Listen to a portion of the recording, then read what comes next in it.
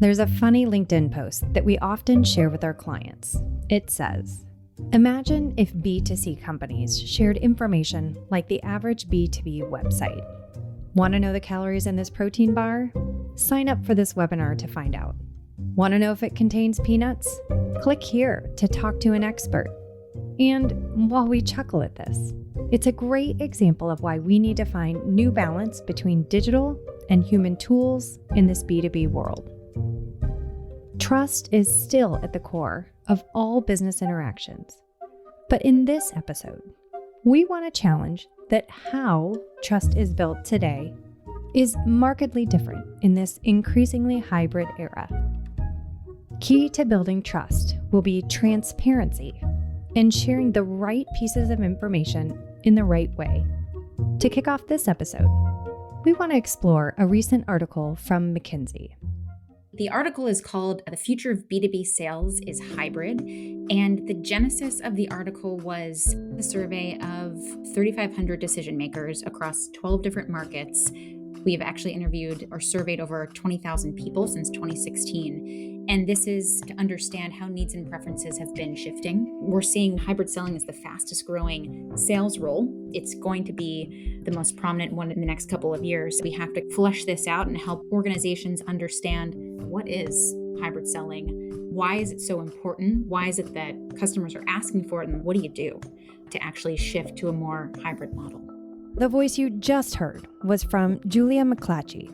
She's an associate partner at McKinsey & Company and one of the key researchers exploring how hybrid selling has, is, and will evolve. In Chapter 1, Julia will take us through detailed findings on how the B2B sale is evolving, including her top 3 findings from all of their research and practical advice in response.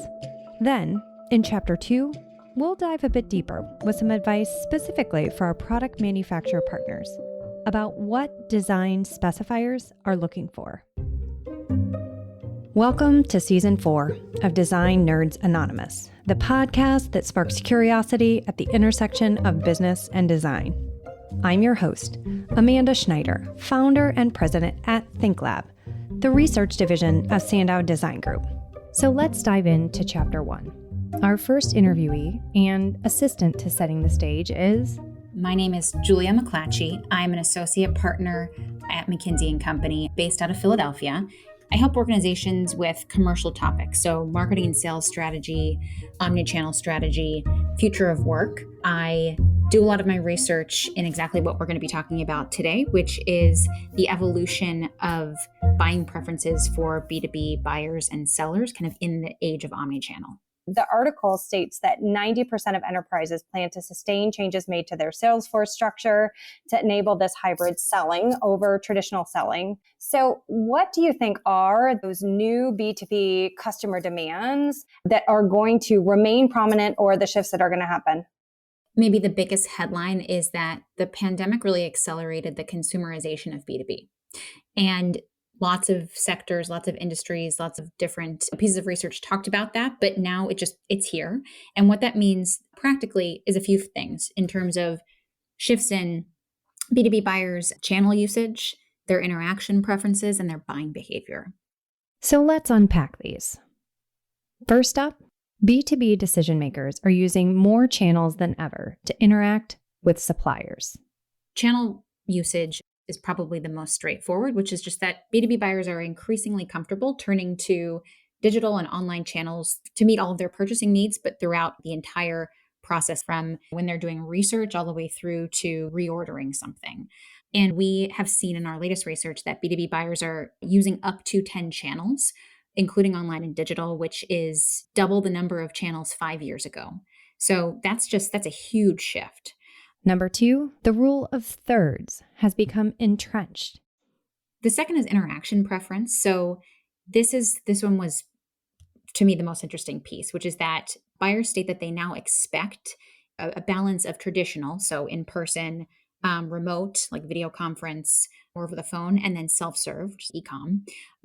Those 3 different types of interaction, they expect them in equal measure throughout the entire purchasing journey.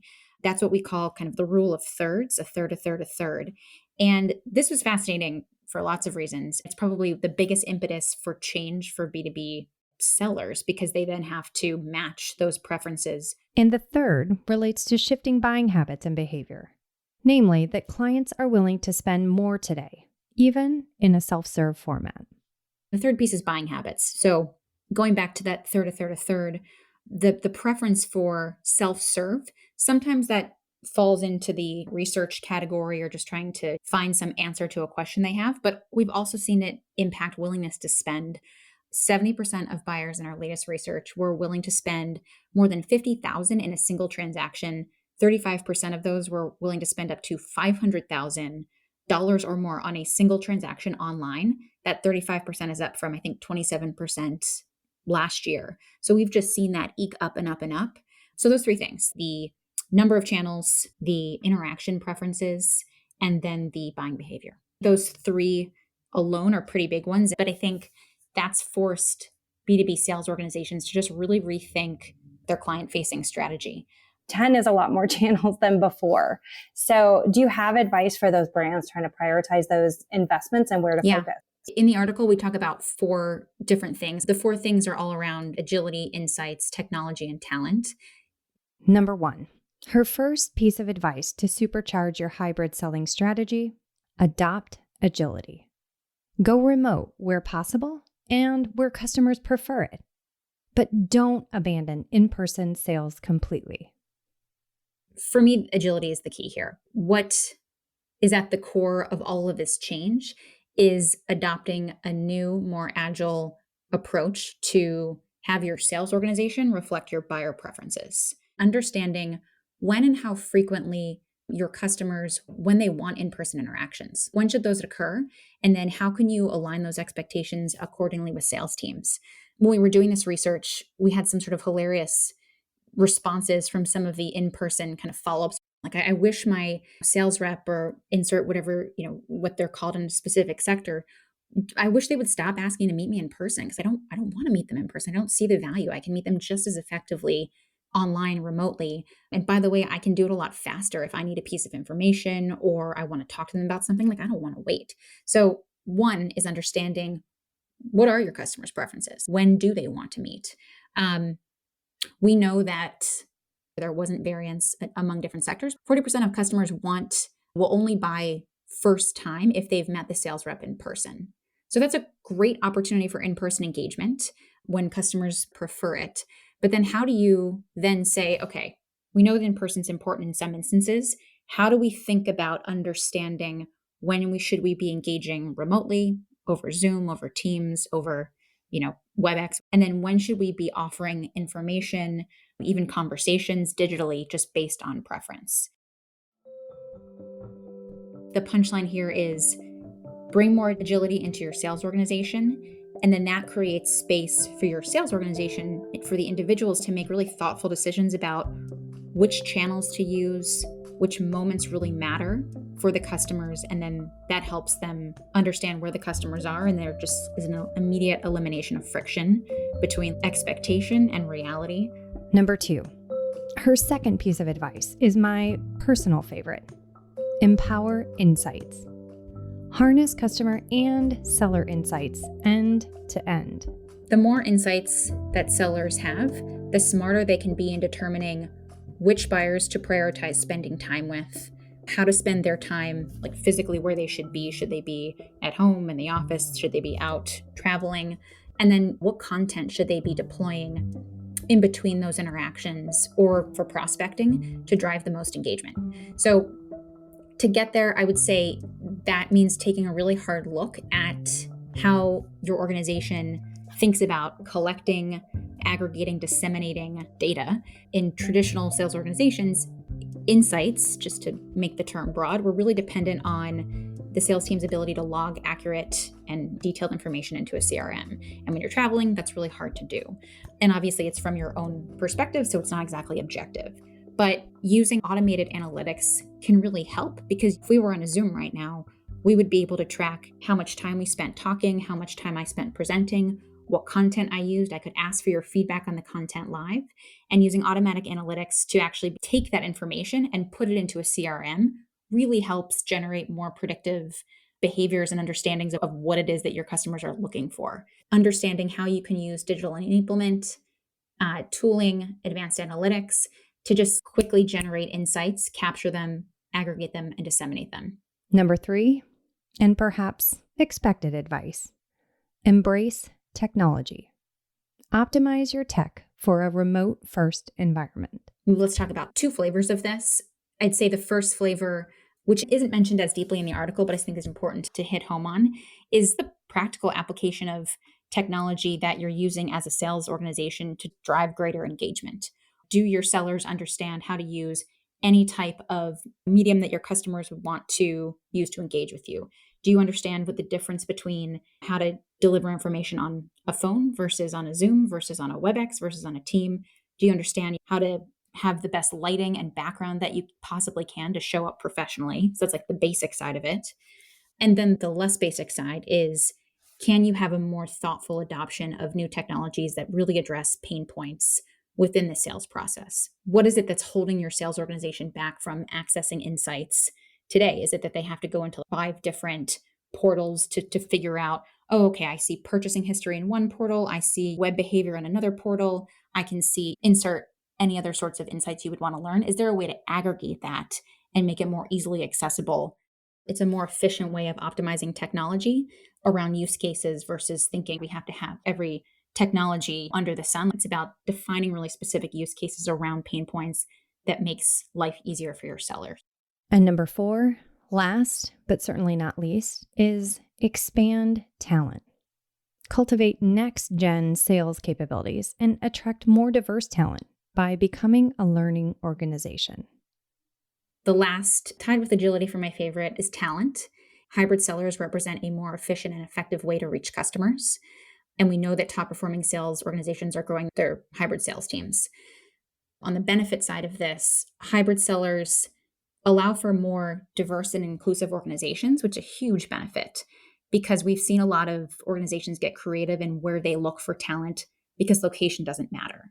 We talked a little bit about the moments that matter in terms of understanding what are the moments that matter for your customers? Okay, what are the moments that matter for your employees in terms of helping them onboard, learn critical skills that they may have less experience in, helping them have connectivity with communities and or their managers. This idea of talent as being a huge unlock, but also a really critical focus area for organizations because I think it's incumbent on organizations to think differently about how they onboard, train, and retain employees in a really thoughtful way that's oriented around moments that matter.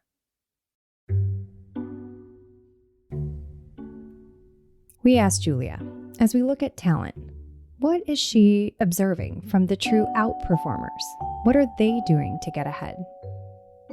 When you look at all of our stats and see the number that have grown hybrid sales and the number that have actually increased client engagement and reach, et cetera, are the ones that are treating hybrid selling as a capability that is here to stay. And I hope that more than 2 years in and through all of the data that we have published, it's become clear that these needs and preferences have actually settled. We're not seeing huge variances in terms of need to engage across multiple channels. It's not all in person, it's not remote anymore. That was the beginning of the pandemic. Now it's actually settled into this equal measure of in-person, remote, and digital. So when you think about those preferences and then you consider hybrid selling as a real capability that is actually now permanent and is a real unlock to be able to meet those changing expectations, that's what most outperformers are doing.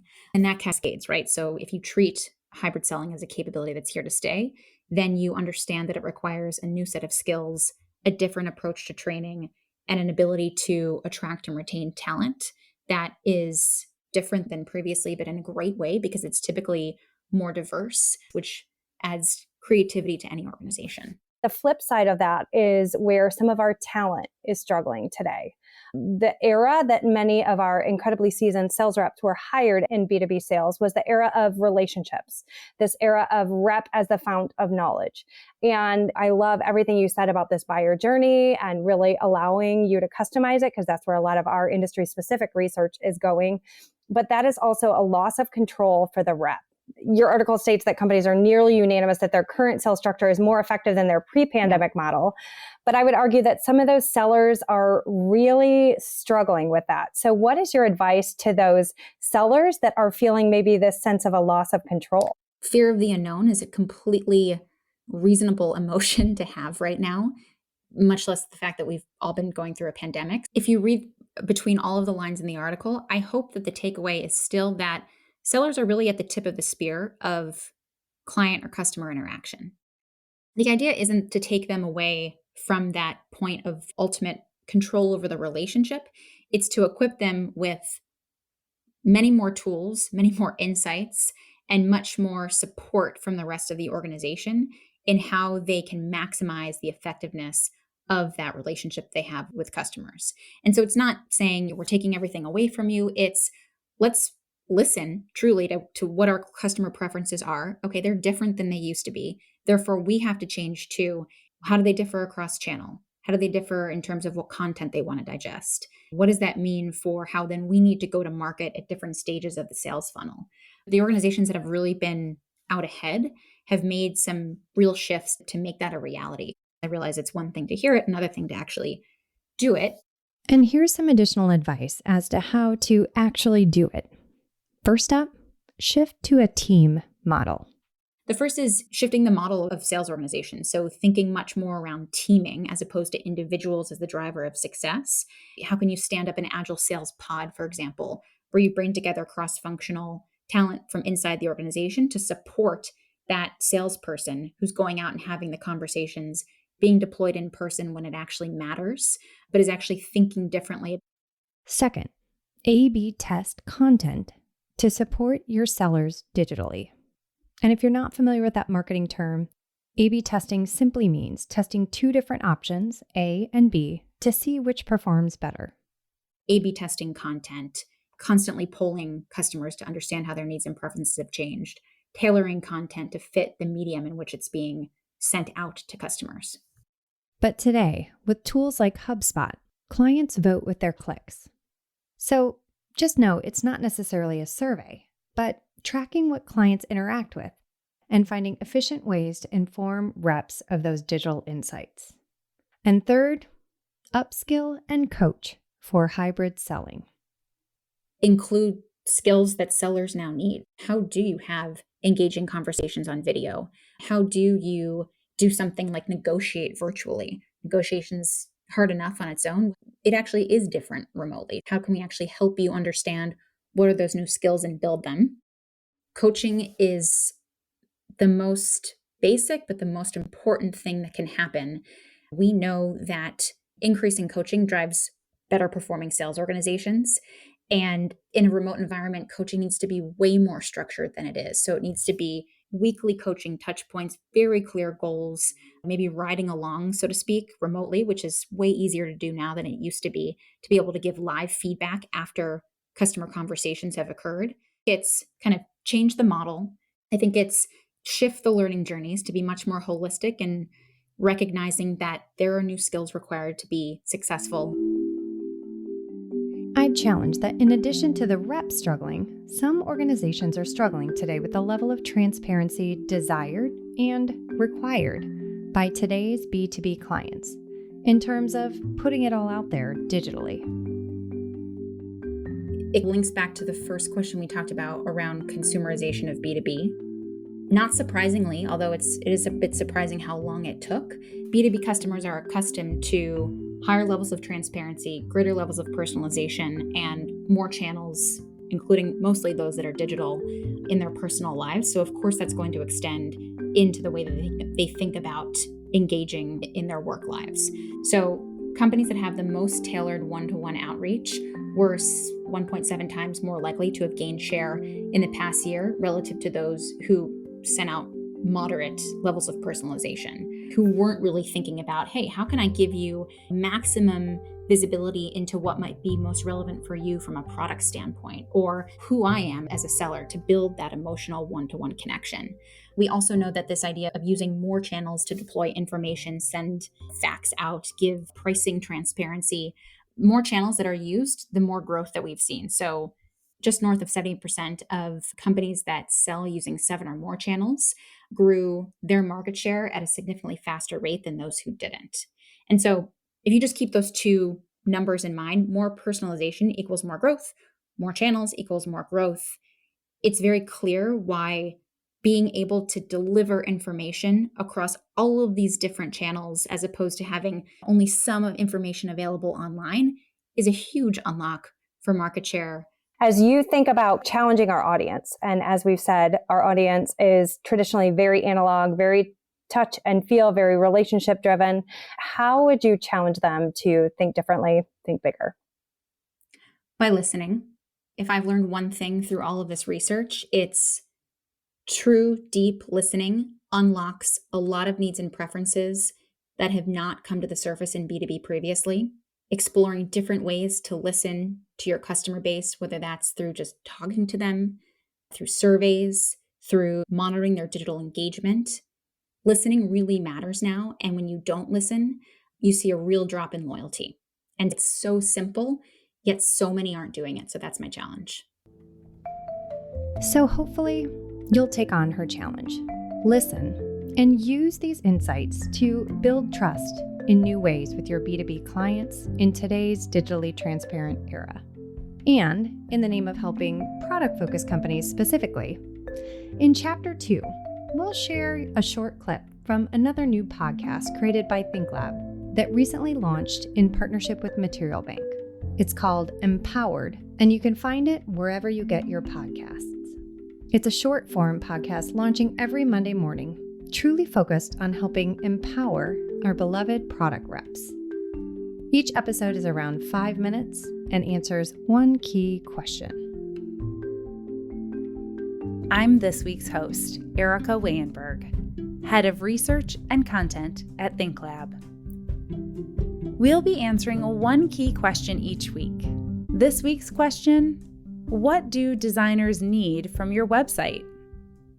ThinkLab data shows that 95% of designers start their product discovery search online.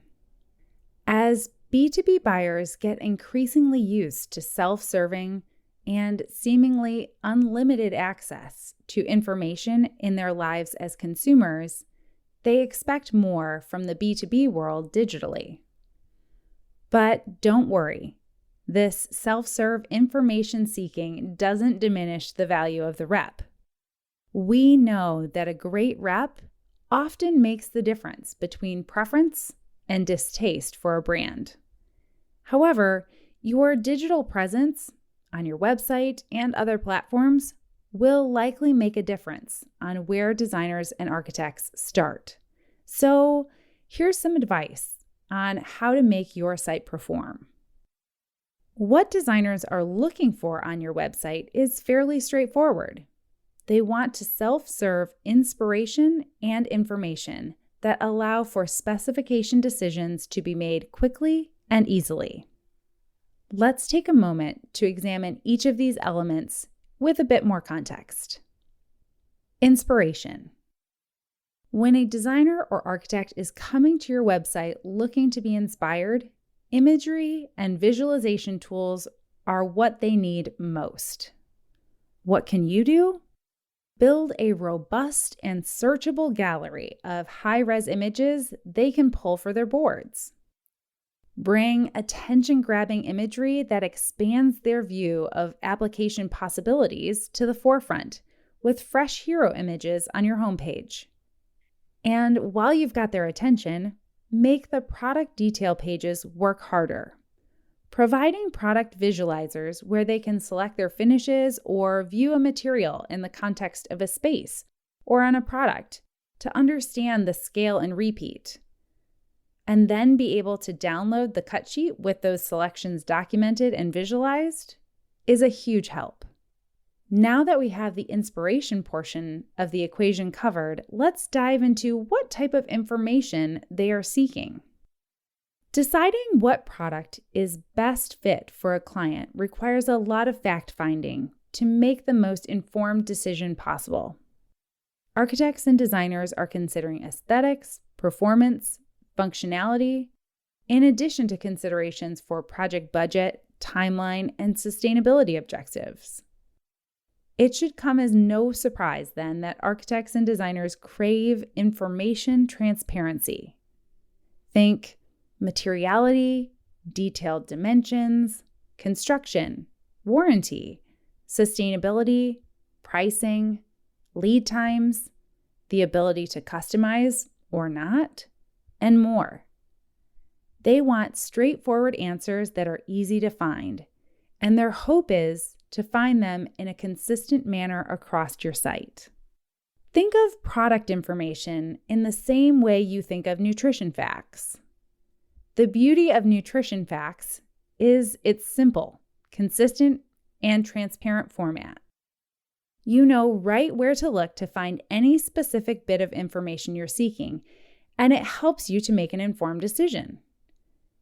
If every product detail page included all of the information in a downloadable asset, that supports a designer's decision-making process. You are streamlining their process and creating fans of your brand. So don't be discouraged if architects and designers are not reaching out to you at the first sign of a new project. In fact, if you've set up your website to be robust as a resource for them, you may not hear from them until they're a bit further down the road. But when you do, you'll have a much more viable opportunity in hand because you have enabled them to have already gone through the vetting process and conceptual reviews with their clients on their own terms. You can find more from our MPowered podcast, that's M and the word powered, wherever you get your podcasts. Later this season, you're going to hear from special guest, acclaimed author and Gen Z expert, Ryan Jenkins, on reaching the next generation of designers. Be sure to hit the follow button to subscribe to this podcast so that you don't miss an episode. Design Nerds Anonymous is a proud member of the Surround Podcast Network. Discover more shows from Surround at surroundpodcasts.com. This episode of Design Nerds Anonymous was produced and edited by SANDOW Design Group. Special thanks to podcast production team Hannah Viti, Wize Grazette, and Samantha Sager.